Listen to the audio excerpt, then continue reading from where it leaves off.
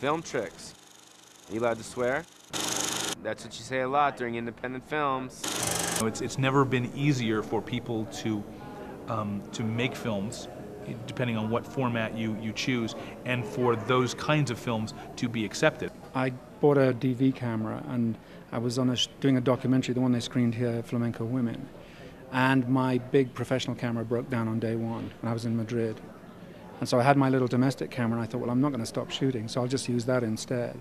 And the more I shot with it, I kind of thought, this is not only okay, it's actually quite beautiful.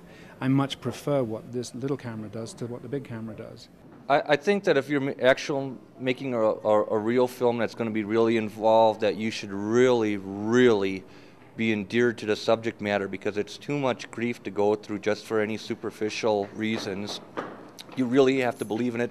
And also, seriously, we all have seen films and we know that Hollywood definitely makes the best, technically the best films. And don't make garbage. If you're going to make garbage, man, don't go wondering why nobody cares about your damn film or anything like that. Come on, man. Use the common sense that God gave you and apply it to your filmmaking. You have to have a good team, and they have to be totally devoted, and they have to do anything it takes to get that movie made. We're on very tiny budgets.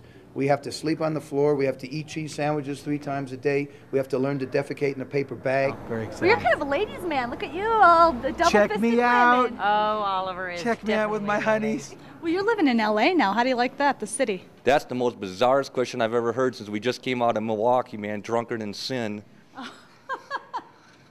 Okay, so you're not living in LA. Why the hell would I live out there? For what? I'm going to die in Wisconsin, man, if God strikes me dead there, hopefully. I guess I just thought since the industry was in LA, but I guess no, baby, making your own industry. Honey, sweetheart, the industry is in my living room in Milwaukee, Wisconsin. What are you talking about? Our production team was lazy, and they put on the permit, a man walks through Times Square at lunchtime or something. No mention that the man was butt naked, no mention that he was fat and had a small penis and was going to be totally naked. So when we did take one, the cops went batshit, you know, because you had this kid running around, you know, with a small penis. Well, they still don't like me, so they still are pissed off. Can I say that? Absolutely. Okay, they're still pissed off about Easy Rider. Our principal photography budget was $252,000. I never knew that. Yeah.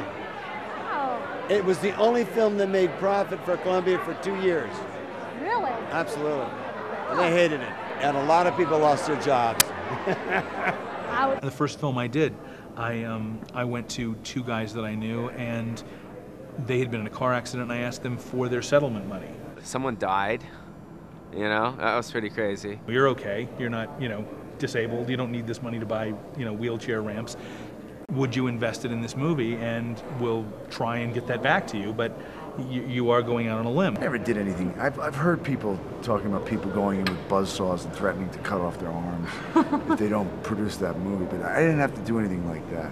And we were basically pulling our equipment in as they were pulling the body out. You know what I mean? That was weird.